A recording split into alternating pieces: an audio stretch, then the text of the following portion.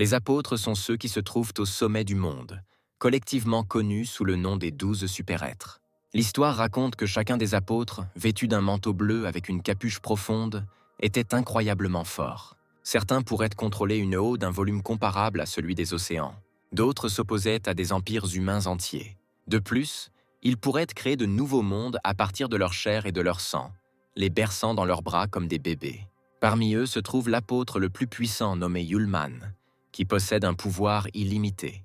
Selon les archives, sa puissance de combat est de loin supérieure à celle des autres apôtres, mais son origine est inconnue. La catégorie de danger la plus élevée est désignée par l'apôtre. Mais lorsque les apôtres eux-mêmes ont disparu, ils ont progressivement commencé à être oubliés, rappelés uniquement dans les légendes.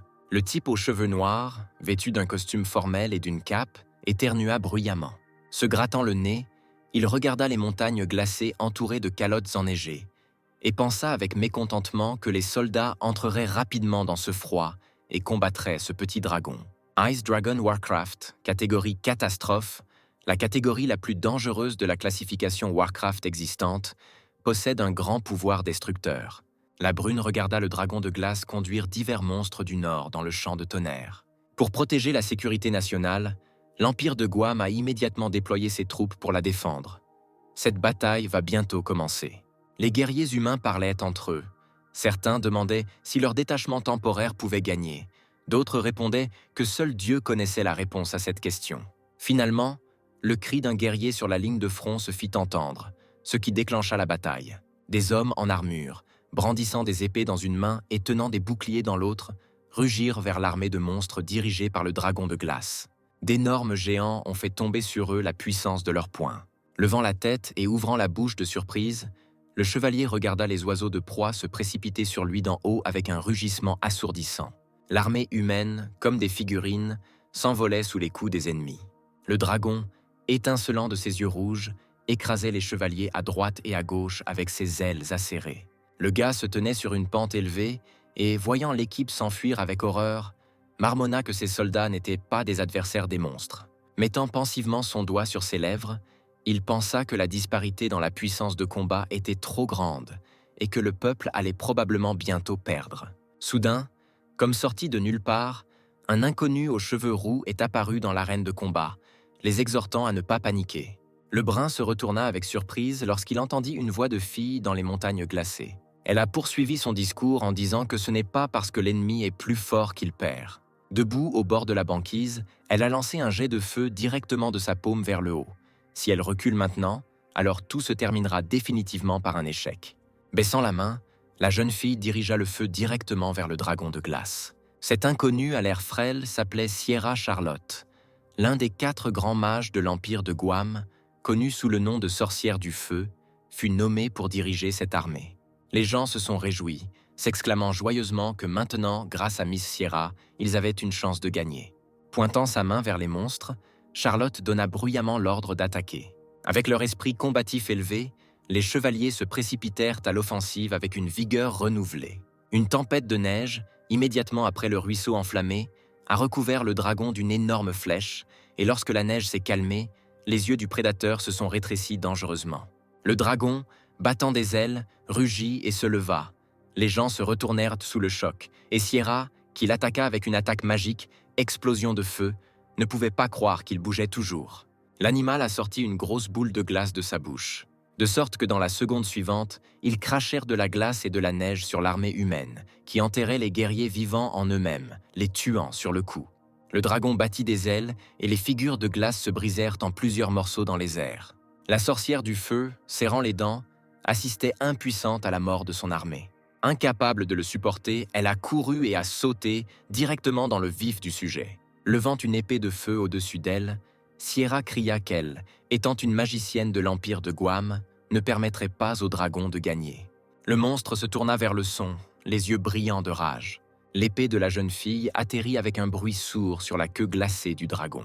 Leurs regards pleins de rage se posèrent l'un sur l'autre. Chacun, faisant appel à la magie, attaquait l'ennemi avec son arme. Mais ils ne purent se toucher. Charlotte sursauta, fuyant l'attaque des glaces. La jeune fille atterrit avec confiance sur le sol froid. Elle formait un cercle de feu autour d'elle, d'où se séparaient des flèches enflammées, prête à voler sur le monstre de glace à tout moment. Sans perdre de temps, il a libéré de ses entrailles une autre partie glaciale et mortelle d'une tempête de neige. La sorcière se précipita avec un cri furieux, suivi de flèches fidèles. Le dragon, ouvrant sa gueule à croc, cracha une boule de glace magique. Il ne restait plus qu'à observer comment la glace et le feu se précipitaient l'un vers l'autre. Deux éléments se heurtèrent au combat avec un bruit assourdissant. Mais le pouvoir du dragon s'est avéré plusieurs fois plus puissant et le courant glacé a brisé le cercle de feu. Avec un couinement, Sierra réalisa qu'elle était piégée. La glace a éteint la flamme en quelques secondes et a écrasé la sorcière en un bloc de glace. Charlotte tomba dans la neige avec un bruit sourd. Blessée, elle, s'éclaircissant la gorge, essaya de se retourner sur le ventre, mais son corps n'obéit pas à la jeune fille. Les chevaliers regardèrent le chef sous le choc. Personne n'osait s'approcher. L'un des guerriers se mit à pleurer de désespoir, demandant quoi faire maintenant, même si Lady Sierra perdait. L'épée de quelqu'un atterrit sur le sol avec un bruit sourd. Le chevalier recula, sanglotant de ne pas pouvoir croire ce qu'il voyait. Il se tourna brusquement et se précipita hors du champ de bataille. Il ne pouvait pas gagner. Les autres s'occupèrent de lui, la bouche ouverte. Réalisant qu'il ne servait à rien de résister, toute la compagnie s'est enfuie après leur frère. Charlotte, toujours allongée sur le sol froid, tendit les mains, essayant d'arrêter son armée déchue. Lorsqu'elle put s'asseoir, elle se retrouva complètement seule dans le désert glacé. Les épaules de la jeune fille tremblèrent de colère. D'une manière ou d'une autre, rejetant des étincelles de feu d'elle-même, la sorcière réussit à se relever. Avec seulement ses lèvres, elle sifflait des mots de haine dans le sillage des lâches chevaliers. Soudain, derrière elle, elle entendit quelqu'un lui demander pourquoi la sorcière ne s'enfuyait pas. Parce qu'il n'y avait aucune chance de gagner, Charlotte se retourna brusquement. Qui a osé dire une chose pareille? Un gars se tenait devant elle, les mains dans les poches de son pantalon, et souriant d'un air suffisant, se présentait comme un homme qui voulait gagner quelques pièces d'or ici. Se penchant un peu, il répéta la question sans cesser de sourire. Sierra secoua la tête, répondant que le mot « s'enfuir » n'avait jamais fait partie de son vocabulaire et ne le ferait jamais. L'étranger rit, mettant sa main sur sa bouche, disant que même si c'était mignon, il n'avait pas le temps d'en parler pour le moment. La sorcière n'allait pas arrêter la dispute et demanda avec défi de quoi il parlait, ne voyant pas ce qui se passait dans son dos. Finalement, elle réalisa qu'elle était distraite et se retourna au son des battements d'ailes. Au même moment, le dragon ouvrant la bouche, il attaqua ses adversaires avec la magie de la glace. Sierra n'a eu d'autre choix que de se couvrir le visage avec ses mains, impuissante. Maintenant, c'est fini. Mais pour une raison quelconque, après quelques secondes, elle réalisa qu'elle était toujours en vie et ouvrit les yeux. Incroyablement, l'étranger tenait littéralement le monstre d'une main. Tandis que l'autre restait toujours dans sa poche, le gars s'est exclamé fort que le dragon le dérangeait. Une ombre passa sur son visage, disant qu'il parlait à la mademoiselle. La brune d'un mouvement désinvolte jeta la créature de glace loin de lui. Car une petite créature comme ce dragon devrait se calmer. Tombé sur le dos, l'ennemi, toujours roulant sur le sol, donnait un coup de pied comique avec ses pattes en l'air. Il ne pouvait pas comprendre ce qui s'était passé il y a une minute. En remorquant, il retrouva son équilibre et se retourna en s'enfonçant dans le sol avec ses griffes. Le dragon semblait avoir doublé de taille après cette défaite absurde, se hérissait et regardait désormais son petit ennemi. L'étranger tendit la main, rassemblant sa magie. Souriant, il dit qu'il semblait avoir rencontré un vilain dragon, tandis que des runes magiques violettes se formaient sur sa paume. Les yeux rouges brillaient dangereusement. Malheureusement pour le dragon, il allait bientôt être brûlé. Il semblait que le monstre n'avait jamais rencontré quelque chose de pareil auparavant, et il regarda le gars avec perplexité. Sierra n'en croyait pas ses yeux. Le tourbillon violet émanant de la paume du chétif inconnu faisait tourner le dragon comme une poupée de chiffon. Finalement, un ouragan magique déchaîné cacha l'énorme silhouette de l'ennemi. Lorsque la brume violette s'est dissipée, un magnifique cristal bleu est resté dans l'air. Il atterrit directement dans la paume de la brune. Il jeta une pierre en l'air, se retourna et demanda à la sorcière si elle accepterait de sortir avec lui au détriment de sa vie sauvée. La jeune fille, à genoux, appuya sa main gauche sur la blessure de l'avant-bras de sa main droite. Cet homme impudent était capable de tuer un monstre catastrophique d'un seul mouvement. Elle sentit quelque chose sonner dans sa tête et ses yeux se fermèrent. N'ayant eu que le temps de demander qui il était, Charlotte se pencha en arrière, inconsciente. Elle a été immédiatement récupérée par un sauveur soudain. Se penchant sur la jeune fille, Il dit avec un sourire qu'il était un simple mercenaire qui avait décidé de gagner quelques pièces d'or. Yulman était le premier parmi les apôtres, surnommé « sans limite ». Tout ce qui se passait défilait devant mes yeux comme à travers un voile. Un tourbillon violet dans lequel le dragon de glace trouva la mort. L'étranger regarda par-dessus son épaule avec un sourire caustique alors qu'il jetait le cristal dans sa paume. Les yeux de Sierra s'écarquillèrent d'horreur. Se redressant brusquement sur son lit, elle cria et tendit la main vers le dragon de glace.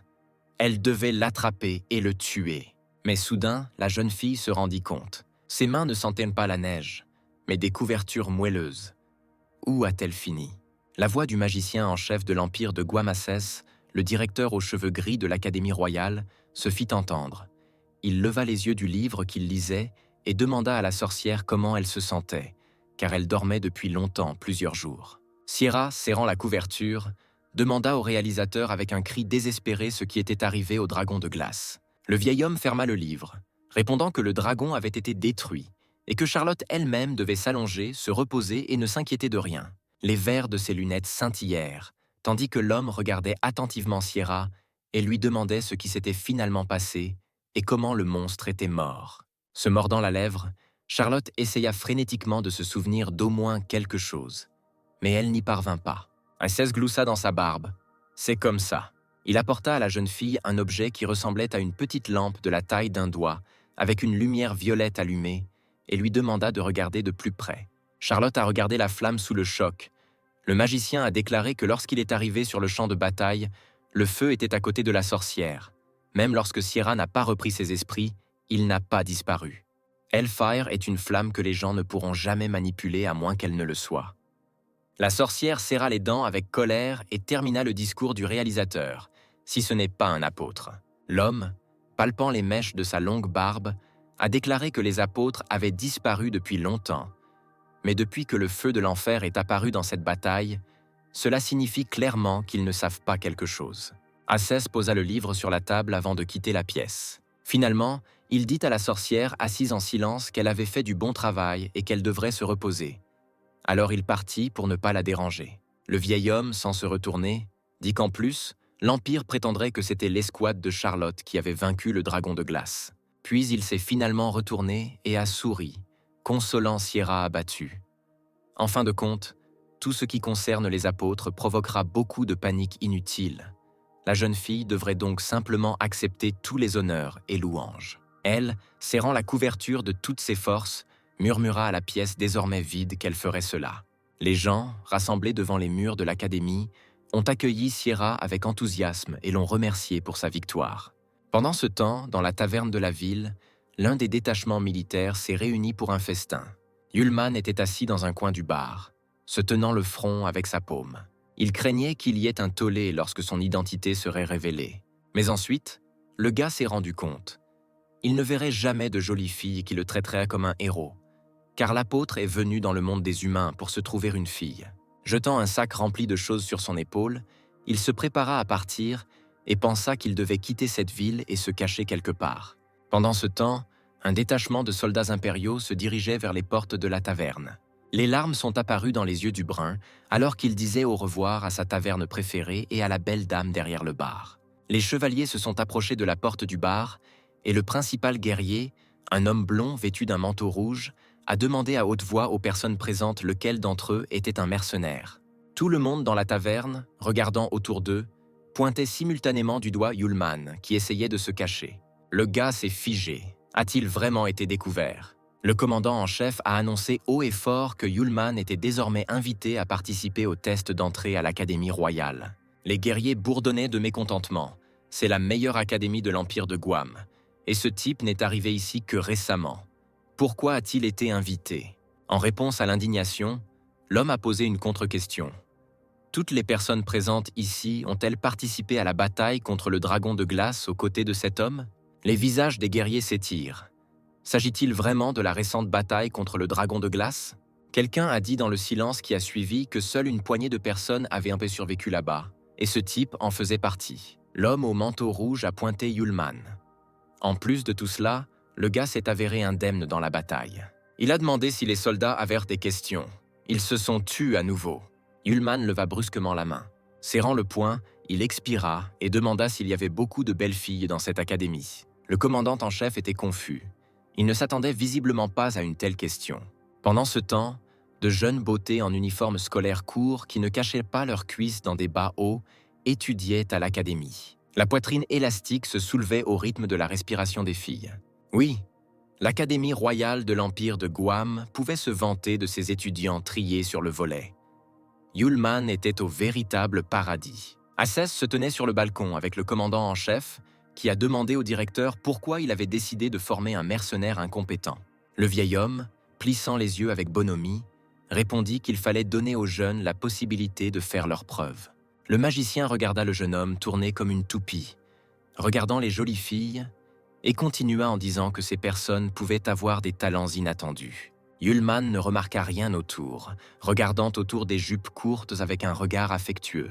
La voix d'As retentit dans la salle alors qu'il félicitait les personnes présentes dans le bâtiment pour avoir eu la chance d'entrer à l'Académie royale, et afin de comprendre s'ils étaient aptes à l'Académie, le test d'entrée commencerait maintenant.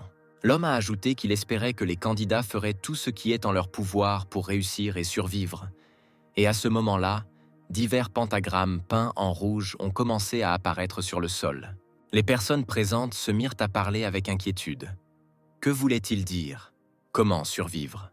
Soudain, d'énormes pattes griffues commencèrent à apparaître des cercles magiques. Des cliquetis furieux pouvaient être entendus de partout, et des loups démoniaques enflammés apparaissaient des runes, invoquant des bêtes que seuls les mages du feu expérimentés pouvaient invoquer. Tremblant de peur, les candidates se demandèrent si cet entraînement allait les tuer. Au fond du couloir, ayant pris l'habitude d'appeler toutes les jolies filles sœurs, Yulman assura à l'une d'entre elles qu'il la protégerait et qu'elle serait là. Il n'y avait aucune raison de s'inquiéter. La foule s'est dispersée alors qu'une meute de loups fougueux se précipitait sur eux. Certains n'ont toujours rien fait, ne croyant pas qu'il s'agisse d'un véritable monstre. L'apôtre, mettant les mains dans ses poches, rit avec ennui. Est-ce que ça vaut vraiment la peine de faire autant d'histoires pour un si petit poisson? L'un des candidats a tenté de se débarrasser de la panique et a commencé à lancer de la magie. Il a encouragé les autres à travailler ensemble pour montrer de quoi ils étaient capables, en créant des runes dans les airs avec des mouvements confiants. De nombreuses vignes sombres commencèrent à sortir de ses paumes, mais ils ne représentaient rien pour les loups. Ils sautèrent facilement, de manière ludique, pour éviter le piège. Quelqu'un de la foule a lancé des courants d'air sur les ennemis, mais les loups de feu y ont réagi encore plus rapidement qu'avec les vignes. L'un des magiciens écarquilla les yeux. Il ne s'était jamais attendu à une telle issue des événements. Ce que personne n'aurait pu imaginer, c'est qu'un des loups courait vers un gars à proximité et lui arracherait la tête d'un seul coup en léchant sa bouche ensanglantée. La sorcière aux cheveux roses trembla d'horreur lorsque cela se produisit très près d'elle. Les futurs étudiants se sont dispersés lorsqu'il est devenu évident qu'il ne s'agissait pas d'une imitation. Les loups de feu ont vraiment décidé de tuer tout le monde. Des cris désespérés ont été entendus appelant à la fuite. Yulman ne semblait toujours pas comprendre ce qui se passait et contourna maladroitement le mur. Soudain, quelqu'un a traité d'imbéciles les fuyards. Un grand blond aux cheveux longs en uniforme, qui s'était tu auparavant, a créé un bouclier entre lui et les loups, criant que dans une telle situation, un exode massif est vraiment une décision stupide, car les gens deviennent la cible des ennemis. D'un geste de la main, il créa des cibles aériennes magiques. Ils ont étroitement enveloppé les animaux sans méfiance. Alors l'étranger ordonna aux candidats en fuite d'attaquer les loups. Cela a fonctionné. Les futurs étudiants se sont répartis en groupes tactiques. Les archers ont attaqué avec des flèches depuis le flanc gauche. Les mages doivent attaquer depuis le flanc droit. Les épéistes sont en plein centre. Une énorme quantité de magie et de force de combat attaquèrent tout le troupeau en même temps. Un instant plus tard, les monstres immobilisés gémissaient dans différents coins de la salle. Les candidats, ravis, se sont salués et se sont salués. Ils ont réussi. De grands cris de joie ont été entendus de partout car ils ont vraiment réussi à gagner. Mais malheureusement, ce n'était pas le cas. Des silhouettes rouges enflammées s'approchèrent de la foule. Ce n'était pas la fin, oh non! Le troupeau se fondit soudain dans une immense danse sanglante et enflammée. Les futurs étudiants relevèrent la tête, regardant avec horreur ce qui se passait. Il est apparu des flammes. Le loup fougueux Cerbère, plusieurs têtes dépassant d'un seul corps, prêts à déchirer quiconque s'approchait. Mages et guerriers pointèrent des épées et des baguettes sur le monstre. Cerbère les observait, crachait des flammes et en était lui-même fait. Les candidats inspirés étaient prêts à passer à l'action.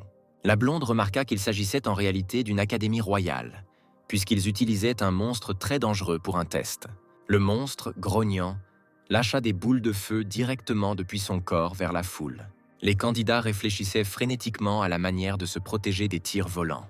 Mais la force de l'attaque était si grande qu'elle fit instantanément tomber les guerriers. Ullman, qui regardait cela, qui n'avait pas bougé de sa place depuis le tout début de la bataille, sentit qu'une des touffes volait vers lui. Sans même sortir ses mains de ses poches, il haussa les épaules.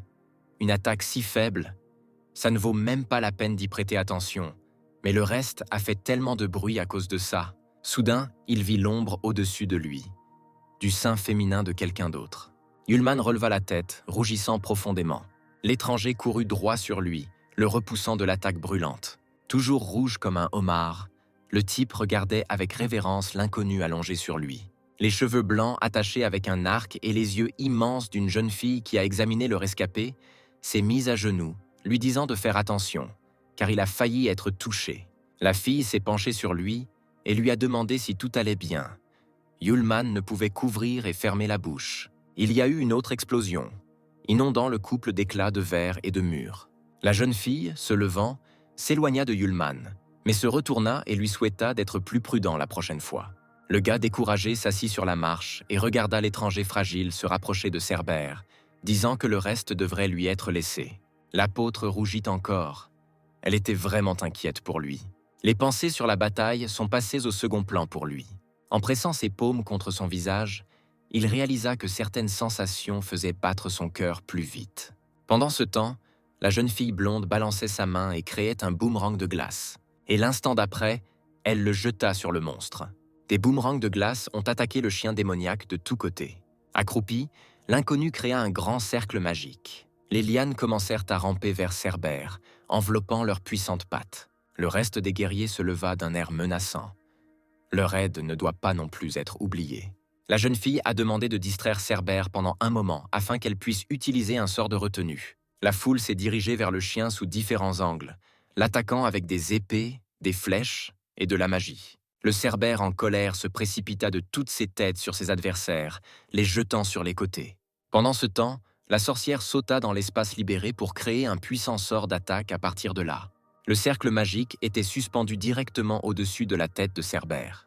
Le chien leva la tête et cracha des jets de feu dans cette direction. La jeune fille a tendu les mains et a créé des chaînes de glace. Tout d'abord, des cristaux de glace s'étirèrent sous Cerbère, enchaînant les pattes du chien. Puis, d'en haut, du cercle magique, des colliers tombèrent, pour chacune des têtes de monstres. Cerbère s'est retrouvé piégé dans la glace, avec des colliers de glace sur le cou et les pattes enchaînées par la banquise. Les candidats surpris ont ouvert la bouche. A-t-elle vraiment réussi? Ullman sourit rêveusement. Le test devrait bientôt être terminé et lui-même parlerait certainement à cette jeune femme plus tard. Sierra, debout au loin, sourit. Non, ce n'est pas la fin. Soudain, un puissant jet de feu vola juste à côté du visage de la sorcière blonde. Elle se retourna brusquement, ne comprenant pas ce qui se passait. Juste derrière elle, Cerbère brûlait toute la magie de glace créée avec un feu infernal. Claquant les dents de ses trois bouches, il mâchait les colliers et piétinait la glace sous ses pattes. La fille l'a sauté sur le côté. De quel genre de flamme s'agit-il? La blonde qui avait attaqué Cerberus plus tôt avait crié qu'un imbécile avait utilisé la magie du feu. Ses cheveux se sont envolés alors que le gars créait une puissante barrière contre le vent qui bloquait les flammes. La foule bourdonnait. Pouvait-il vraiment faire face au feu? Quelle incroyable magie du vent! Des courants d'air soulevèrent le chien et le soulevèrent. Ullman se dit que le vent ne peut pas éteindre la flamme, mais il peut la retenir. Cet homme a-t-il vraiment calculé de telles subtilités? Malgré cela, après quelques secondes, Cerbère était libre et courut vers la sorcière blonde. La jeune fille se recroquevillait de peur, alors qu'une immense ombre s'approchait d'elle. La magie naissante éclata dans sa paume et s'éteignit immédiatement. Elle n'avait pas encore récupéré. Ullman s'est imposé, c'était sa chance de se montrer. Il apparut soudain juste devant la sorcière, souriant victorieusement d'avance, cria-t-elle de surprise. Attrapant l'inconnu par l'épaule, il l'attira vers lui. Se détournant de Cerbère, Ullman pressa la sorcière en lui murmurant que sa chère petite sœur ne devait pas avoir peur. Les yeux rouges de l'apôtre pétillaient d'impatience. Il a dit pathétiquement qu'il suffisait de donner un coup de pied à ce chien sauvage pour qu'il se taise enfin, et il a avancé sa main gauche, serrant la fille dans sa droite. Grâce à une magie puissante, Cerbère a volé brusquement dans le mur opposé et a atterri dessus avec un rugissement, détruisant la surface. Yulman gloussa. C'est comme ça qu'il devrait charmer sa sœur. Baissant la tête, il vit son visage devenir rouge et ses yeux remplis de larmes. Sans lâcher la sorcière, il lui demanda avec inquiétude s'il lui avait fait du mal en donnant un coup de pied à ce chien. Elle, sans bouger, a demandé en larmes de la laisser enfin partir. Et ce n'est qu'à ce moment-là que Yulman réalisa quel genre de douceur et d'élasticité il ressentait depuis longtemps dans sa main. La sorcière blonde pressa ses poings contre sa poitrine et détourna la tête, lui demandant de ne pas la toucher. L'apôtre, rougissant, s'éloigna rapidement et avança les mains, s'excusant et assurant qu'il ne l'avait pas fait exprès. Tous deux, rougissant, se tenaient à distance l'un de l'autre. Les autres gars, regardant cette scène, étaient indignés. Comment ce salaud a-t-il osé profiter d'un tel moment pour toucher la déesse? Et quand a-t-il même réussi à l'approcher? Une voix féminine claire s'est fait entendre. À ce stade, leur test était terminé. La foule s'est séparée et une belle et majestueuse femme est apparue devant les personnes présentes. Elle se tenait devant les marches détruites, les mains croisées sur la poitrine. L'une des candidates, couverte d'égratignures et portant des vêtements carbonisés ici et là, a demandé avec surprise qui elle était. L'inconnue se présenta sévèrement. Sarah, directrice adjointe. La blonde, qui a attaqué Cerbère avec sa puissante magie, a demandé avec reproche à la femme ce qui s'était passé ici, mais elle a été surprise par la question. Puis le type a pointé du doigt le corps sans vie d'un des étudiants. Est-il vraiment possible qu'un simple test de l'Académie royale puisse simplement tuer des gens? Sarah plissa les yeux et sourit mystérieusement. Avant que le blond n'ait eu le temps de cligner des yeux, le directeur adjoint semblait retirer avec magie toutes les destructions, humaines, et celles qui touchèrent le bâtiment lui-même. De plus, à la façon dont les étudiants prétendument morts disparaissaient progressivement, il est devenu clair que ce n'était qu'une illusion. Rejetant ses cheveux longs, la femme tenait des cartes translucides dans ses mains et riait. Que disait-il des étudiants? La blonde regarda Sarah avec perplexité. Est-ce vraiment la magie des marionnettes? Les guerriers parlaient entre eux qu'il y avait des rumeurs concernant le directeur adjoint de l'Académie royale, qui pouvait contrôler les objets grâce à la magie. Sarah s'avança et dit que maintenant que tout était réglé, elle voulait dire quelques mots. Tout d'abord, le directeur adjoint souhaitait féliciter les personnes restantes pour avoir réussi le test et avoir été acceptées dans la classe ACE de la Royal Academy of Guam. Les oreilles de Yulman se dressèrent, alors que quelques jolies étudiantes commençaient à discuter du fait que le cours d'ACE était enseigné par un grand sorcier et qui le ferait cette année. Les yeux du gars s'illuminèrent. Et si elle se révélait être sa mignonne petite sœur? Sarah attira à nouveau l'attention de tout le monde. Elle annonçait le professeur de la classe d'ACE. Une touffe de cheveux roux passa devant les yeux de Yulman. Il recula d'un pas, surpris. Le directeur adjoint a présenté Sierra Charlotte, la nouvelle directrice de classe et la responsable des élèves. Elle regarda sévèrement les personnes présentes avec ses yeux bleus. La sorcière blonde ouvrit la bouche avec admiration. La sorcière du feu elle-même leur apprendra. Sarah a dit que tout le monde semblait avoir entendu parler de la réputation de l'enseignante de Sierra, mais si vous aviez d'autres questions, vous pouviez les lui poser directement. Sierra a dit au revoir à l'adjoint qui, disant qu'elle devait reprendre ses fonctions, a quitté la pièce. La foule s'accrochait à la jeune fille avec enthousiasme, la bombardant de questions sur ce qu'elle allait faire maintenant. À ce moment-là, Yulman essayait par tous les moyens de ne pas attirer son attention.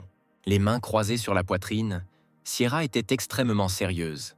Elle expliqua que les étudiants étaient libres pour aujourd'hui et que demain, à 7 heures du matin, ils devaient se rassembler sur le terrain d'entraînement pour s'entraîner au combat. Après un moment de silence, elle a ajouté qu'elle espérait que les guerriers s'entendraient bien et que s'il n'y avait plus de questions, les personnes présentes pourraient se disperser. Mais le magicien aux cheveux longs n'allait pas la laisser partir si facilement, cria-t-il à Charlotte. Elle se retourna, mécontente d'être distraite. Il a crié que s'ils étaient entrés dans la classe des As grâce à sa force, alors pourquoi ce type avait-il également réussi? Naturellement, il ne put s'empêcher de remarquer Yulman se faufilant au centre de la salle, et, dans son discours, il le distingua de la foule. L'apôtre se força à sourire. « Calme-toi, il faut te contrôler. » Sierra regarda le gars avec perplexité et lui demanda ce qui n'allait pas chez lui. Yulman a été immédiatement enterré sous un tas d'accusations. La foule disait qu'il n'avait rien fait, qu'il était lubrique comme un loup, qu'il harcelait les étudiants de temps en temps et qu'il était tout simplement terrible. Une sorcière blonde l'a immédiatement défendu. Elle a dit que c'était un mensonge, qu'il était avec elle pour l'aider et que le reste n'était qu'un accident. Un étudiant a halté. Quelle gentille déesse. Sierra se dirigea rapidement vers l'apôtre. Au début, il était intérieurement horrifié, mais il pensait que cette fois-là, il avait effacé sa mémoire, ce qui signifie que la fille ne devrait pas le reconnaître. La sorcière aux cheveux roux a regardé de plus près, disant pensivement que le visage du gars lui semblait familier et qu'ils auraient pu se rencontrer quelque part. Mais il a agité ses mains en disant que c'était impossible, et elle l'a confondu avec quelqu'un. Charlotte ne lui faisait clairement pas confiance et posa à nouveau sa question. Ullmann l'a encore fait signe. Il se souviendrait probablement d'une fille si gentille, il n'oublierait certainement pas.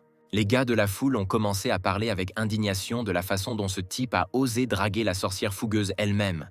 Le professeur ne devrait pas permettre à une telle personne d'entrer dans la classe d'Ace. La jeune fille leva la main, leur faisant signe de rester calme.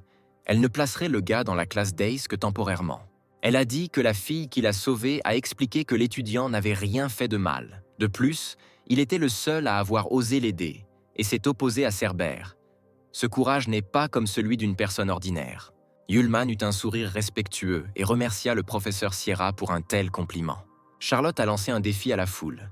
Si l'une d'entre elles n'est pas satisfaite de sa décision, qu'elle essaie de la convaincre. Le silence dans la salle ne signifiait qu'une chose. Personne n'était disposé à faire cela. Le magicien blond serra les dents avec colère. Finalement, cette longue journée se termina et la nuit arriva. Acès reçut Sierra et Sarah dans son bureau. Lui, joignant les mains devant lui, demanda si tous ceux qui se sentaient impliqués dans la bataille contre le dragon de glace étaient inclus dans la classe d'Ace. Charlotte a répondu que c'était vrai. Elle se pencha en avant avec inquiétude et demanda s'il était possible que l'apôtre soit également parmi ses disciples. Le directeur s'est assis sur sa chaise et a demandé comment s'était passé le test d'entrée. Sarah a révélé qu'il y avait un étudiant dans le test qui pouvait tenir tête à Cerberus.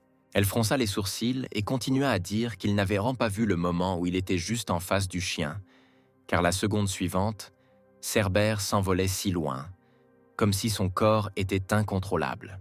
Le vieil homme réfléchit un instant et répondit « Si le monstre s'est envolé, alors peut-être que l'étudiant a utilisé la magie du talent, des sorts que les magiciens ordinaires ne peuvent pas utiliser, seulement quelques-uns, et très capables. La magie des talents est le type de magie le plus rare. » Sierra s'est convaincue que c'était peut-être vrai. Acès regarda la grande horloge de grand-père en face et conseilla aux filles de ne pas trop penser à l'apôtre, car il était déjà assez tard, et les envoya se reposer. Les sorcières s'inclinèrent et se préparèrent à partir, souhaitant au directeur une bonne nuit et un bon repos. Quelques secondes plus tard, la porte claqua derrière eux. Le vieil homme marmonna quelque chose dans sa barbe. Il fouilla dans le tiroir de son bureau et saisit la poignée magnifiquement sculptée.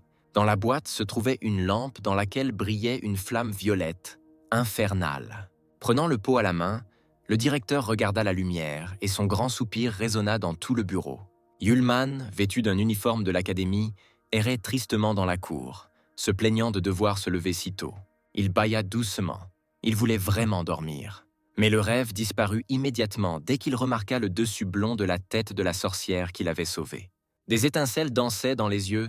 « C'est la petite sœur d'hier. Il est temps de parler à l'inconnu. » Il courut vers elle en lui criant des salutations.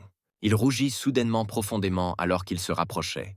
La poitrine de la sorcière se balança dès qu'elle se retourna. Le gars faillit s'évanouir à cette vue. Il était au paradis. La jeune fille, replaçant une mèche de cheveux derrière son oreille, lui demanda d'une voix douce ce qu'il voulait. Les joues de Ullmann sont devenues rouges. Il s'est rappelé maladroitement l'incident d'hier lors du test. La sorcière rougit également profondément. Elle le nia et lui assura que tout le monde avait mal compris et que c'était elle qui devait remercier son sauveur. L'étudiante a ri et lui a demandé son nom en se présentant. Elle s'appelait Aïcha. Ullmann commença fébrilement à réfléchir à la manière de ne pas prononcer son vrai nom. Il a répondu que son nom était Lu, seulement son prénom, pas de nom de famille. Aïcha a noté que ce nom lui convenait. L'apôtre s'est gratté maladroitement l'arrière de la tête et lui a proposé d'aller en classe ensemble. Un homme blond aux cheveux longs les observait de loin, grogna-t-il doucement, toujours insatisfait de la présence du type impudent. Finalement, les élèves se rassemblèrent dans la grande salle. Sierra, debout devant eux, suggéra de commencer le cours. Elle, les mains sur les hanches, a invoqué des runes magiques sur le sol et a annoncé qu'aujourd'hui les étudiants se battraient les uns contre les autres et que leur adversaire serait… Mais Charlotte n'a pas pu terminer sa phrase, car un énorme tigre de feu a sauté sur la foule directement depuis le cercle. L'élève, clairement l'un des plus intelligents de la classe, a noté que le tigre Yang, bien qu'il s'agisse d'une bête d'invocation ordinaire de type feu, possédait une grande puissance de feu. Le magicien aux cheveux longs a dit d'un ton moqueur qu'ils auraient affaire à un tigre Yang. Est-ce vraiment juste pour le tigre lui-même? Charlotte a immédiatement rétorqué « Elle n'a pas dit qu'il y aurait un seul animal. Une loterie sera organisée, selon laquelle les étudiants seront répartis en paires. 2 personnes portant le même numéro formeront un groupe. » Alors qu'elle disait que d'ici 1 heure, ils devraient vaincre le tigre, de plus en plus d'énormes chats à dents de sabre apparurent derrière elle. Yulman déplia le drap. Il y avait le numéro 7. Aïcha a eu le premier numéro. Le gars s'est plaint que le sort ne lui était pas du tout favorable. Pendant ce temps, quelqu'un s'approcha de la sorcière. Elle se retourna au bruit de pas. Le magicien aux cheveux longs s'inclina respectueusement devant elle et se présenta en disant qu'il avait beaucoup de chance de pouvoir faire équipe avec une si belle miss. Il s'appelait Kyle, et ce type était le fils aîné de la famille Smith. Mais il semblait que la sorcière n'était pas du tout impressionnée par les tentatives de Kyle pour la charmer, et suggéra avec inquiétude qu'ils discutaient d'abord de la stratégie de combat, car il leur restait peu de temps. Le magicien a agité la main vers les personnes présentes et a répondu avec assurance que, comparé aux autres, il pensait que pour vaincre le tigre Yang, une seule personne leur suffirait. Alors laissez la fille le laisser comprendre. Aïcha voulait dire quelque chose, mais elle n'en eut pas le temps. Kyle marchait déjà vers les tigres, laissant un dernier commentaire selon lequel cela ne prendrait pas beaucoup de temps. Il pensa avec un sourire effronté qu'avec la force de sa famille, il s'occuperait du tigre et qu'ensuite cette fille prendrait soin de lui. Le magicien s'arrêta à quelques mètres du tigre fougueux. Il tendit la main, jetant un sort, disant que l'animal avait l'air très mignon. Le sort de lame de vent a balayé la salle comme un tourbillon vers le monstre. Sierra, qui regardait cela, pensait que le talent magique de Kyle est un limiteur brisé. Il peut augmenter l'attaque magique sortante d'un niveau. Maintenant, avec l'effet d'augmentation, son niveau d'attaque est passé à intermédiaire, voire avancé. La magie du talent. Yang a creusé un sillon dans le sol en pierre avec ses griffes, volant à quelques mètres. Les yeux jaunes du chat sauvage se plissèrent de rage. Il rugit et sortit une partie d'un éclair enflammé de sa bouche. Serrant les paumes, Kyle le traita d'insecte pathétique et créa un autre sort. Il lança un nouveau jet d'air directement sur le tigre. Le même aspergea à nouveau le tout de feu. Une vague de feu a balayé la foule.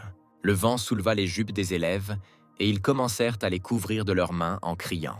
Les gars toussaient à cause de la poussière et des éclairs enflammés. Kyle sourit d'un air suffisant, disant que comme il l'avait dit, il avait réussi à s'occuper rapidement du monstre. Il se dirigea lentement vers Aïcha, lui disant à quel point l'entraînement était simple, mais elle regarda derrière lui avec horreur. La jeune fille a crié, avertissant le magicien du danger. Kyle regarda autour de lui attentivement, ne comprenant pas ce qui se passait. Soudain, un tigre complètement vivant et encore plus en colère, Yang, l'a attaqué. Le magicien regarda fixement le monstre qui approchait. Le gars a continué à stagner maladroitement. Il semble qu'il ne se soit réveillé que lorsqu'il a vu le monstre voler vers lui avec les pattes tendues. Tiger Yang l'a jeté au sol.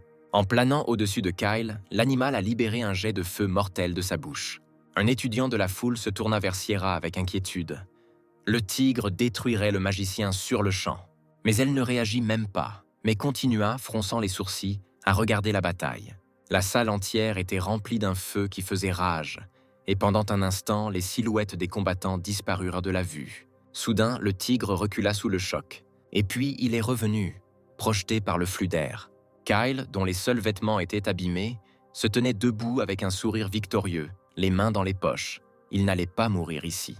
Le gars s'est approché d'Aïcha et lui a demandé son avis, car leur équipe devrait être la première à accomplir cette tâche. Charlotte s'est approchée du couple et les a interpellés. Elle a félicité les gagnants et leur a permis de se reposer, puisqu'ils étaient les seconds à accomplir cette tâche. Kyle était incroyablement surpris, tout comme la sorcière derrière lui. Il a immédiatement crié que c'était impossible, que personne ne pouvait le faire plus vite que lui et qu'il y avait eu une erreur. L'enseignant a montré quelque part sur le côté. C'est là que se trouvait l'équipe qui l'a réalisé en premier. Ils avaient déjà accompli la tâche, et avait une longueur d'avance sur Aisha et Kyle. Ce dernier ne cessait de répéter que c'était impossible.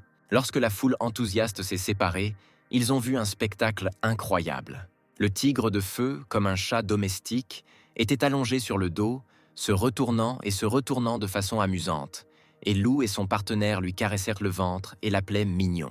C'est ce qui s'est passé il y a 15 minutes. Toujours frustré, Yulman déplorait l'incapacité d'être jumelé à Aisha. Soudain, quelqu'un s'approcha de lui et l'appela. Il se retourna et demanda qui lui parlait.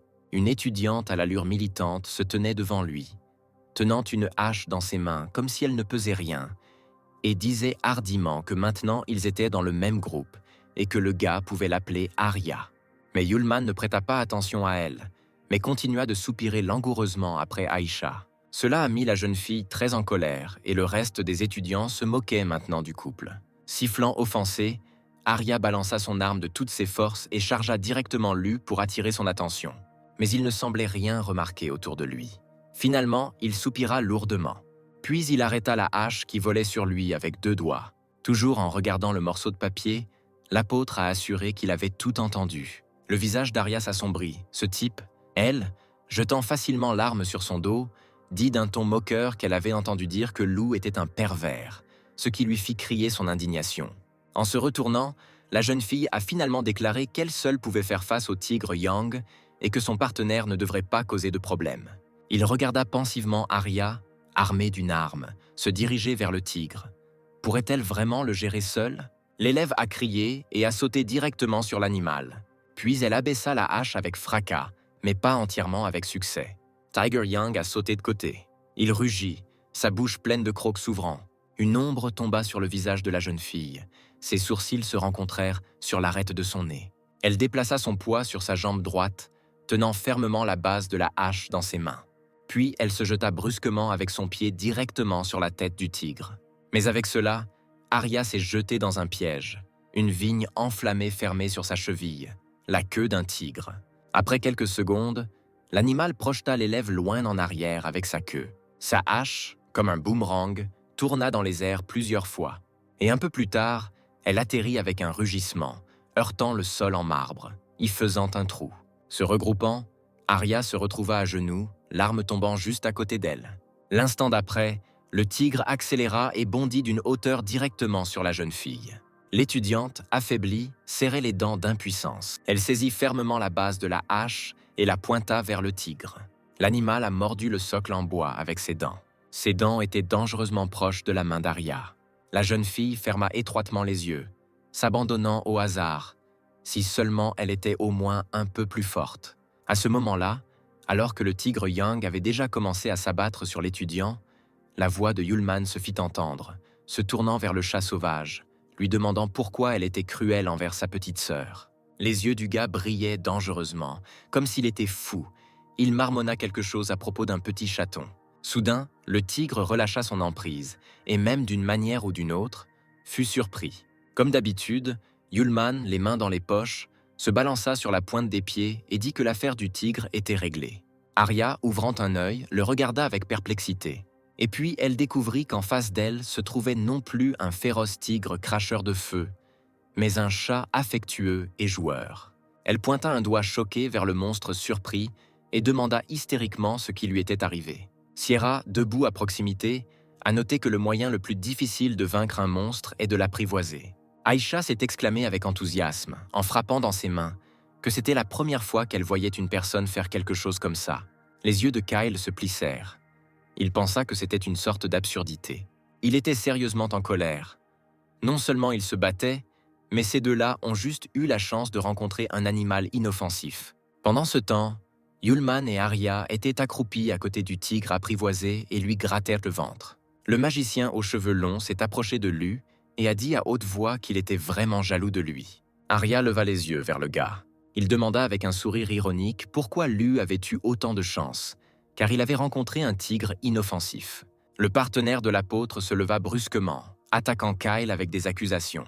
À ce moment-là, le reste des étudiants a également commencé à s'indigner, affirmant que Kyle avait raison, que leur équipe avait rencontré un tigre très en colère.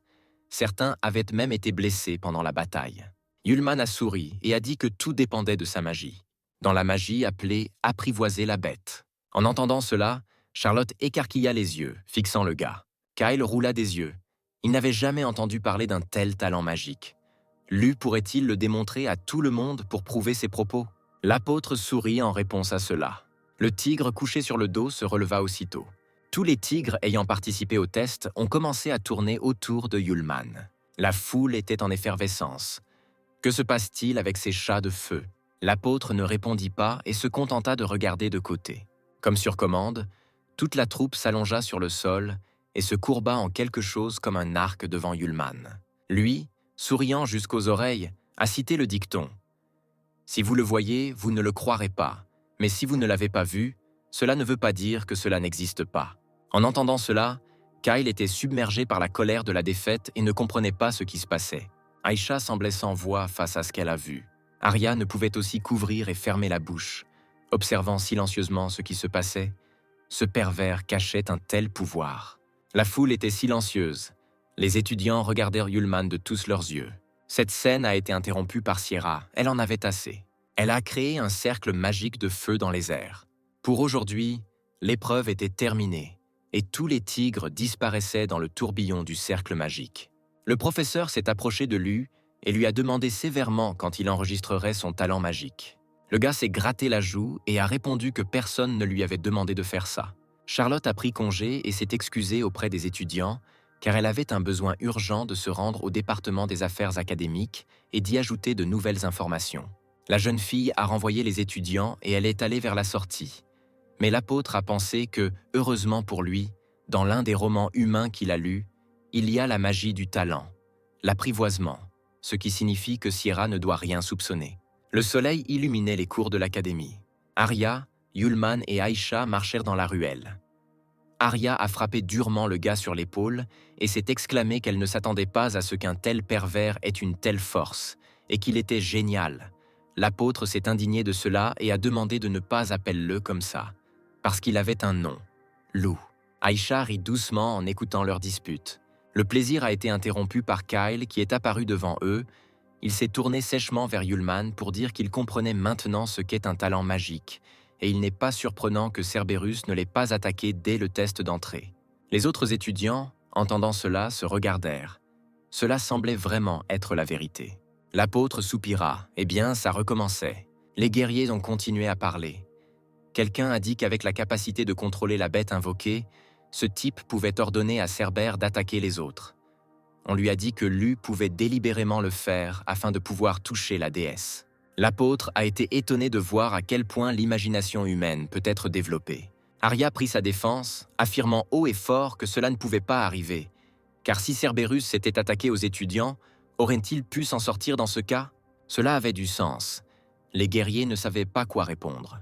Aïcha ne pouvait pas tolérer l'injustice et a déclaré que la magie du talent nécessite de grandes capacités et une longue formation. De plus, il était peu probable que le coupe-vent puisse résister à Cerbère à ce moment-là. Et Lou l'a sauvée, et la fille ne ressent que de la gratitude. A-t-elle exprimé l'espoir que les étudiants ne feront pas d'hypothèses incorrectes? Kyle grogna aux paroles d'Aïcha. Elle dit que le parvent ne pouvait pas résister. Quelle impudence! Les poings du gars se sont involontairement serrés, prêts à tomber sur l'ennemi, qu'il défendait également. Il ne pouvait pas croire que l'étudiant mentait pour aider ce monstre. Yulman a sincèrement remercié Aïcha rougissante, à laquelle Arya se souvenait jalousement d'elle-même. Il y eut un silence dans le bureau du directeur, interrompu seulement par le tic-tac de la grande horloge grand-père. Soudain, on frappa à la porte et le directeur lui permit d'entrer. Sierra s'est littéralement envolée dans la pièce en disant qu'elle l'avait trouvé, un homme doté de la magie d'apprivoiser les talents. Assès se redressa sur sa chaise, surpris, les doigts croisés tendus. L'homme a précisé la force des animaux que cet étudiant pouvait contrôler. Charlotte réfléchit un instant et répondit « Ce n'est pas encore clair. Il semble qu'il puisse instantanément apprivoiser une bête comme Cerbère. » Assès a ordonné au professeur de le découvrir le plus rapidement possible. Le trio de nouveaux amis se promenait paresseusement dans le bâtiment. Arya s'étira doucement, regrettant que le temps de repos se termine si vite. Aïcha, étudiant le parchemin qu'elle tenait à la main, remarqua que, si elle ne se trompait pas, la classe étudierait aujourd'hui l'histoire. Lorsque Lu lui a demandé à nouveau, elle a répondu qu'elle avait entendu dire que c'était un sujet qui approfondissait de nombreux événements historiques majeurs. Les sourcils de Yulman se rapprochèrent, et il espéra qu'il ne parlerait trop pas des villes qu'il avait bombardées. Soudain, Arya aperçut Sierra et la salua. Aïcha et Yulman se regardèrent. Le gars s'est affaissé, il avait un mauvais pressentiment. Charlotte a immédiatement, sans aucune cérémonie, appelé l'étudiant à la tour du tribunal. La tour de la cour à l'intérieur était décorée de statues de 4 belles jeunes filles sur des colonnes situées autour de la reine, sur lesquelles étaient inscrits des signes. Sierra et Lou se sont retrouvés en plein centre de l'arène. La zone était également éclairée par 4 boules magiques multicolores placées sur de hauts supports. Yulman sourit maladroitement. « Je me demande pourquoi Miss Sierra l'a amenée à cet endroit. » La jeune fille a répondu qu'elle voulait poser une question à l'élève. Soudain, un cercle de feu s'est formé autour de la reine, et l'enseignante elle-même s'est levée dans les airs et a prononcé son nom en guise d'avertissement, puis a déclaré qu'elle ne poserait sa question qu'une seule fois. Lu deviendra-t-elle l'apprentie sorcière du feu? Le gars a été interloqué, c'était très soudain. Sierra sourit d'avance, triomphalement. Elle était sûre que personne ne refuserait d'être l'élève du grand magicien impérial. Mais ses attentes n'ont pas été satisfaites. Yulman a croisé les bras devant lui, s'est excusé et a refusé. Au début, la sorcière du feu n'a pas réalisé exactement ce que le gars avait répondu. Elle a souri et a demandé d'attendre un peu, mais ensuite, la prise de conscience lui vint à l'esprit. Sierra a crié, pointant son doigt vers Lou qui se tenait calmement. Elle était hors d'elle et a crié après Yulman, incapable de croire qu'il osait refuser. Le gars leva encore une fois les yeux au ciel. Oui, il n'est là que pour trouver une femme, et il ne va pas devenir l'apprenti de quelqu'un et travailler dur. Soudain, ses yeux pétillèrent. Lou pensa à haute voix qu'il n'y avait aucune règle interdisant à un élève et à un professeur de se marier. Mais Charlotte ne soutenait pas cette idée, avertissant l'élève de ne même pas y penser. L'apôtre expira de déception. Quel dommage! Il s'est retourné et a agité la main, disant à Sierra d'oublier ça. La sorcière, irritée, serra les dents. Elle a ironiquement demandé comment Lu envisageait même de trouver une femme avec son statut. La fille l'a invité à se rappeler comment vivait le gars avant d'arriver dans cette académie. Yulman baissa la tête et se laissa aller au souvenir de l'époque où il était entré pour la première fois dans le monde des gens. D'énormes étiquettes de prix, plus grandes que les archives des apôtres, il passa devant les vitrines des magasins et fut horrifié par les prix des gâteaux ordinaires. Une commission importante qui lui a pris la plupart de ses pièces. Il imaginait très clairement Aïcha le fuyant au loin parce qu'il était trop pauvre et qu'ils ne pouvaient donc pas être ensemble. Yulman leva la tête vers le plafond et cria avec horreur que cela n'arriverait jamais. Sierra sourit avec contentement. Elle parvint quand même à faire appel à la voix de la raison de l'étudiant. Elle leva le doigt et proposa un marché. Si Lu devenait son élève, il obtiendrait un statut et aurait accès à sa propriété. Elle remonta vers le haut et le feu commença à flamber autour d'elle, et des éclairs enflammés jaillirent également de ses mains. La sorcière posa à nouveau sa question. Lou est-il prêt à devenir l'apprenti de Sierra Charlotte? Sans se retourner, la voix de l'apôtre retentit, demandant à Miss Sierra si elle pensait vraiment que c'était le seul moyen de le convaincre. En se retournant, il sourit méchamment. Et au même instant, tel un enfant, il courut en criant vers le professeur. Il accepta de devenir l'élève de maître Sierra. La sorcière fut très indignée lorsqu'elle réalisa que Lou avait simplement sauté et attrapé sa jambe. L'instant d'après, ils tombèrent tous les deux au sol. Yulman serrant fermement les hanches de son professeur avec ses 2 mains. Le gars a également demandé des encouragements au maître. À la même seconde, divers symboles et constellations magiques commencèrent à apparaître au plafond, scintillant de bleu. Sierra, immobilisée, a déclaré que l'étudiant ne s'inclinerait peut-être pas devant elle et qu'il aurait déjà dû se décrocher d'elle. Yulman, absolument heureux sans lâcher Sierra, a demandé ce qui n'allait pas avec l'élève qui tenait les hanches du maître. Soudain, des éclairs de feu commencèrent à éclater sur tout le périmètre du cercle dans lequel il reposait. L'apôtre regarda autour de lui avec surprise, ne comprenant pas ce qui se passait. Les éclairs devenaient de plus en plus grands et sautaient maintenant dans toute la salle, comme des rayons de soleil. Sierra a sifflé que Lou était un idiot. Finalement, ils furent tous deux recouverts d'un dôme de feu, et l'une des statues de la colonne dit d'une voix sourde que le contrat était conclu. Yulman sentit son front brûlant. Une marque y apparaissait qui ressemblait à un petit dragon de feu. Il s'est giflé avec sa paume. Il lui était arrivé quelque chose d'étrange au front. Sierra, libérée de l'étreinte, était hors d'elle de rage. Elle attrapa l'apprenti par le cou et se mit à crier que lorsqu'un contrat est conclu entre un maître et un apprenti, une marque du contrat apparaît à l'endroit où ils se sont touchés. Le gars, gêné, remarqua tranquillement que Charlotte ne l'avait pas prévenu. La sorcière, réalisant que rien ne pouvait être changé, soupira et relâcha l'élève malchanceux. En portant la main à son visage avec lassitude, elle dit que, de toute façon, cette marque n'apparaît pas comme ça. Yulman, entendant cela, sauta de haut en bas avec enthousiasme, demandant si cela signifiait que la marque de Sierra était sur sa cuisse. Mais la jeune fille lui ordonna de s'enfuir. Un jour plus tard, à la cafétéria académique, 2 étudiants de la classe de Sierra parlaient entre eux. Ils discutaient de l'invitation de Lu à la tour du tribunal hier et du fait qu'il semblait qu'il n'en était pas encore revenu. Aria et Aïcha ne pouvaient pas le supporter. Les filles pensaient tristement au sort de leur ami. Aria s'est exclamée avec agressivité en disant que dans la tour du tribunal, l'Académie royale juge et punit les étudiants. Aïcha agrippa l'ourlet de sa robe, protestant nerveusement que le gars n'avait rien fait de mal. Kyle, qui s'est approché d'eux, est intervenu dans la conversation. Il a ri en entendant de quoi parlaient trop les filles. Il a souri méchamment et a dit que Lu avait dû mentir à propos de son talent magique d'apprivoisement, et cela a été découvert, et maintenant les couches inférieures s'inquiètent les unes des autres. En haussant un sourcil, il a ajouté qu'il avait dû être expulsé hier. Après tout, les déchets restent des déchets. Aria sauta de la table et lui demanda bruyamment en criant de quoi il parlait. Aïcha a essayé de calmer sa camarade de classe, mais elle n'a pas réussi. Kyle n'a pas pu s'arrêter et a jeté de la boue sur les étudiants, les traitant, comme loups, de détritus. La sorcière blonde a essayé de protéger l'apôtre. Elle a objecté à Kyle qu'il avait lui-même vu la magie du talent de loup de ses propres yeux et qu'il valait mieux qu'il surveille ses paroles. À ce moment-là, la voix de Yulman s'est fait entendre. Il a demandé si tout le monde parlait de lui. Kyle, plissant les yeux, regarda attentivement le gars qui entra. L'apôtre, comme toujours, était calme et gardait les mains dans les poches. Il a dit qu'il n'était parti qu'une nuit, mais qu'il s'était déjà manqué. En même temps, il s'est appuyé contre le mur et a mis langoureusement sa paume sur son front. Le gars avait un impressionnant sac d'argent accroché, sa ceinture. Aïcha sauta de la table et se précipita vers Lou. Il a tapé dans ses mains. Sa petite sœur, comme toujours, est restée mignonne. Aria posa ses mains sur ses hanches et dit avec reproche que Lou était toujours aussi lubrique. Le gars a repoussé l'attaque avec le sourire, traitant sa partenaire toujours aussi cruelle et active. Les mains croisées sur sa poitrine, Aria, feignant l'indifférence, a demandé à Lou de lui dire pourquoi le professeur Sierra l'avait emmené hier.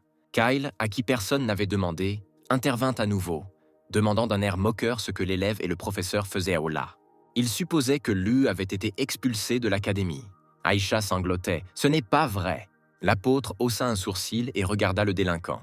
Puis il leva la tête haute et dit que maître Sierra avait conclu un contrat avec lui. Dans la salle à manger, où la plupart des étudiants suivaient attentivement le déroulement de la conversation, le silence régnait. Tous les regards étaient braqués sur Lu, un contrat entre maître et élève. L'apôtre invoqua des jets de feu magiques. Cette même marque apparut sur son front. Cela prouverait à tout le monde que le type ne mentait pas. Kyle, faisant semblant de ne pas être impressionné, a dit que même si son camarade de classe avait la magie d'apprivoiser les animaux, il avait juste de la chance qu'il y ait des animaux dans le test. Car si c'était différent, serait-il entré dans la classe d'Ace? Le gars a montré les dents et a invité Lou à se battre contre lui. Kyle Smith. Aïcha ne pouvait pas rester silencieuse lorsque son sauveur était insulté. Alors, serrant les poings, elle répondit que malgré cela, Lu avait le talent magique suffisant pour entrer dans la classe Ace. L'apôtre regarda avec admiration la fille qui le défendait avec tant de zèle. Le magicien aux cheveux longs bougea brusquement sa paume, provoquant un flux d'air magique. Lui, comme un couteau, s'est précipité vers Aïcha et lui a coupé plusieurs mèches de cheveux. Lou et Aria se regroupèrent immédiatement et coururent vers leur ami. Kyle, secouant sa paume, dit sèchement à la sorcière offensée de ne pas s'immiscer dans la conversation de quelqu'un d'autre quand on ne lui demandait pas de le faire. Aria a couru vers Aïcha, lui demandant avec enthousiasme si elle allait bien. La fille a timidement hoché la tête. L'apôtre s'est rapproché de Kyle pour parler. Il accepta de combattre le magicien. Puis, une étincelle parcourut les yeux rouges. Il demanda sérieusement à M. Kyle d'être doux avec lui. Les courants de vent créés par Kyle se sont progressivement dissipés. Lui et Lou se tenaient maintenant face à face, chacun se regardant des yeux. Yulman croisa les bras sur sa poitrine et demanda quelles seraient les règles et conditions de leur combat. Smith a répondu qu'il libérerait le maximum de son énergie et frapperait. Si Lu survit, cela signifie la victoire, et s'il perd, il quittera immédiatement la classe Ace. Aria serra le poing. Quel vil magicien c'est! Maintenant, il n'y a plus un seul monstre là-bas. C'est complètement injuste envers Lu. Aïcha, effrayée, ne dit rien, se contentant de regarder Lu avec pitié. Yulman n'avait pas du tout peur, dit-il avec un sourire que M. Kyle avait l'air confiant. Il rit moqueusement au nez de son camarade de classe. Au début, il resta immobile. Puis des runes magiques aériennes se formèrent dans les airs. Du petit tourbillon apparut, le magicien sortit une épée superbement construite. L'apôtre haussa les sourcils de surprise. Aïcha, qui s'était retirée à une distance de sécurité, se tenait dans les gradins. Mais lorsqu'elle a vu l'apparition d'armes, elle a bondi et a crié que cela ne pouvait pas arriver. Arya, qui se tenait derrière elle, demanda quel était le problème. La sorcière, regardant quelque part au loin, raconta une légende. Un jour, l'ancêtre de la famille Bolet reçut un cadeau élémentaire du roi. D'innombrables quantités d'or et d'argent ne rentraient pas dans les coffres sculptés.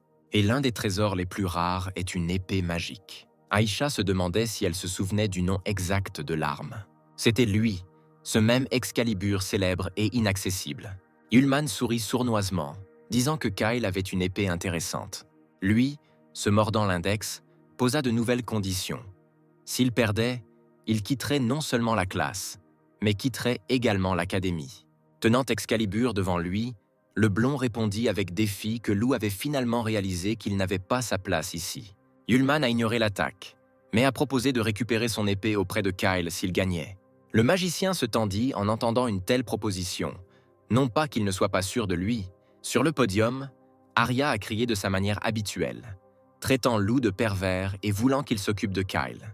L'apôtre eut un sourire moqueur et demanda à Kyle s'il pensait qu'il pourrait perdre. Le blond blessé claqua des dents et accepta les conditions. Il a dit à son adversaire de ne pas lui reprocher le manque de bêtes qui pourrait aider à bloquer Excalibur. Kyle, faisant tournoyer l'épée dans sa main, exhorta Lou à ne pas demander grâce. Smith, déplaçant l'épée devant lui, commença à lancer des sorts dans la langue ancienne. Yulman, debout calmement au même endroit, observant cela, remarqua que l'arme libérait assez bien l'énergie magique. Les filles reprirent leur souffle à cause de la tension qui régnait dans l'air. Kyle se balança de toutes ses forces, et il se précipita avec son épée au profit de l'apôtre, tout en utilisant le sortilège « sentence aérienne ». Yulman se contenta de sourire face à cette attaque. Il tendit paresseusement sa main gauche et la tendit devant Kyle. En quelques secondes, l'apôtre a créé un bouclier de feu que Kyle, sans s'en douter, a frappé de toutes ses forces avec son épée. Le magicien expira sous le choc. Les courants d'air de sa magie recouvrirent Aïcha et Arya de leur tête. Le nuage d'air cachait complètement le champ de bataille, et les étudiants combattants, les filles se penchaient en avant, essayant au moins de distinguer quelque chose. Qui est qui? Kyle regarda fixement devant lui. Comment ce salaud a-t-il pu? L'apôtre, cachant ses yeux sous sa frange, dit qu'il ne fallait pas perdre de temps.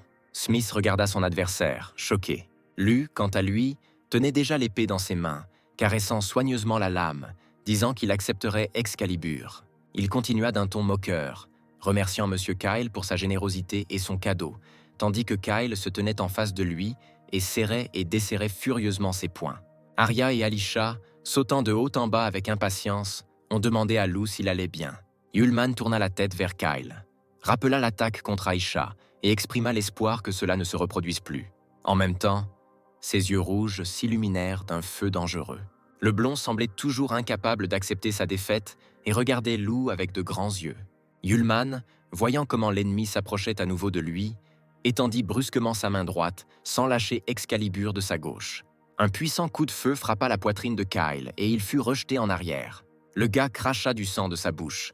Telle était la force du sort de l'ennemi. Smith a parcouru une assez longue distance et à la fin, dans un rugissement assourdissant, il heurta le mur opposé, le détruisant en partie. Aïcha et Arya ouvrirent la bouche sous le choc. Kyle était vaincu, crachant de plus en plus de sang. Yulman baissa la main et sourit. Eh bien, c'est tout. Les nuages de poussière se dissipèrent, et tout le monde vit Kyle, ensanglanté, allongé sur le sol. Il se mit à quatre pattes, crachant à nouveau du sang. Le magicien releva la tête, et un voile de rage couvrit ses yeux. C'est impossible. Yulman sourit de contentement en examinant Excalibur et dit qu'il le prenait. La réponse fut le regard furieux de Smith. C'est à ce moment-là que Lou a été interpellé. Il se retourna et vit Arya et Aïcha courir. Arya n'en croyait pas ses yeux. Elle demanda avec enthousiasme si Lou prenait vraiment Excalibur. Aïcha, souriant gentiment, a félicité son camarade de classe, disant qu'il s'était avéré plus fort qu'elle ne le pensait. Il rougit et répondit qu'il était en fait très fort. Arya eut une autre idée brillante et leva son index. La jeune fille suggéra d'organiser une fête en l'honneur de la victoire de Lou, car de toute façon, il n'avait plus de cours pour aujourd'hui. Les yeux de Yulman brillaient. Il imaginait une quantité incroyable de nourriture variée et avait déjà hâte de l'essayer. Le trio s'est retourné pour partir, criant des slogans de victoire tout au long du chemin. Un mince filet de sang coulait sur le menton de Klein. Il pensait avec horreur à ce qui lui arriverait si son père apprenait la perte d'Excalibur. Puis il inspira profondément dans ses poumons et, criant autant qu'il le pouvait, ordonna aux étudiants de s'arrêter. Yulman s'arrêta et se retourna. S'essuyant le menton du revers de la main, le magicien blond dit à l'apôtre qu'il ne pouvait pas lui donner cette épée. Aïcha a pris la parole. Elle a rappelé que c'était une condition à laquelle Smith avait accepté et elle espérait que le gars serait capable de tenir parole. Klein, agacé, a crié que Lu avait définitivement triché d'une manière ou d'une autre. Et pour être juste, l'épée devait être rendue. Yulman a répondu fermement qu'il refusait. Smith était étonné d'une telle audace. Il commença immédiatement à créer des courants d'air magiques, annonçant ainsi la bataille. Une grosse boule s'est formée entre les mains du magicien. Une accumulation de ses forces et une arme puissante, a crié le gars à Lou, même s'il ne pensait pas qu'il sortirait de ce site indemne. Le trio se retrouva en plein milieu d'un tourbillon de vent déchaîné. Arya a dit à haute voix à travers le bruit du vent que Caïn ne se permettrait certainement pas de perdre son épée. Mais un coup de représailles lévitait déjà dans la paume de Yulman. Des caillots de feu magiques. Il a souri et a assuré que rien ne fonctionnerait pour Smith. L'apôtre serra plus fort la poignée de l'épée avec sa seconde main. Il baissa les yeux. Il ressentit une sorte d'énergie venant de l'extérieur. Kyle créa à nouveau un vortex d'air autour de lui et dit à Lou qu'il l'épargnerait s'il lui rendait docilement l'épée. Il haussa un sourcil et demanda ce qui se passerait s'il refusait. Puis Smith a hurlé que l'étudiant mourrait sur le coup. Il était tellement irrité par l'arrogance de Lu qu'il créa l'un de ses sorts les plus puissants, la lame tourbillon de vent. L'apôtre observait la tempête qui se préparait avec une expression illisible sur le visage. Les filles se préparaient à se protéger du vent avec leurs mains. Mais soudain, la magie de Kyle s'est connectée à quelque chose jusqu'alors inconnu des personnes présentes. La zone autour d'eux était remplie d'une couleur verte brillante, et Kyle cria sous le choc, demandant ce qui se passait. Excalibur, qui s'élevait désormais au-dessus des belligérants, brillait plus fort que le soleil. Le bout du manche avec la pierre précieuse scintilla et commença à palpiter. Yulman se tenait le plus près de la source de lumière et la regardait sans ciller. Aïcha se couvrit les yeux avec ses paumes, incapable de supporter la lueur. L'apôtre rit de surprise en voyant ce qui se passait. À la place de l'épée, un cocon s'est formé qui tournait à grande vitesse. Il était possible de distinguer les contours d'une personne assise à l'intérieur en position fétale. Quelques instants plus tard, le cocon s'est dissipé et une fille aux cheveux verts est apparue aux personnes présentes. Ses vêtements étaient dans les mêmes couleurs et détails qu'Excalibur plus tôt. L'étranger atterrit doucement sur le sol. Pliant un genou, elle baissa la tête devant Yulman et se présenta. La jeune fille était l'incarnation de l'épée du roi des éléments nommé Sylph, et elle accueillit le nouveau propriétaire. Arya se pencha en avant, étonnée, et lui demanda de quel genre d'épée elle parlait. Aïcha ouvrit la bouche avec une surprise silencieuse. Kyle non plus ne peut pas prononcer un mot de ce qu'il a vu. Sylph se rapprocha de l'apôtre. Il posa pensivement son menton sur son index et demanda si la jeune fille était l'esprit de cette épée magique. Elle hocha la tête et répondit que, selon son accord avec Kyle, désormais elle, l'épée du roi des éléments, appartiendrait à Lou. Elle précisa également si elle pouvait se renseigner sur les souhaits de son maître. Arya remarqua que l'épée avait un esprit. Ce n'est pas étonnant qu'elle soit considérée comme un trésor précieux. Yulman se gratta l'arrière de la tête et demanda d'abord à Sylph de se lever. Elle obéit docilement. Kyle n'était plus conscient de sa rage. Le magicien se leva d'un bond et courut vers l'esprit en lui disant qu'il était son maître. La jeune fille se retourna en entendant ces mots. Le magicien continua en agitant les bras, criant qu'il n'aurait certainement pas perdu contre ce type si elle était arrivée plus tôt. Et Sylph ordonna de revenir vers lui immédiatement. Arya posa ses mains sur ses hanches et dit avec déception que Kyle était vraiment si impudique de dire une telle chose. Aïcha resta silencieuse et hocha seulement la tête aux paroles de son ami. Yulman s'est tourné vers l'esprit. décidant qu'il serait préférable qu'elle pèse tout elle-même et a demandé si la jeune fille voulait revenir.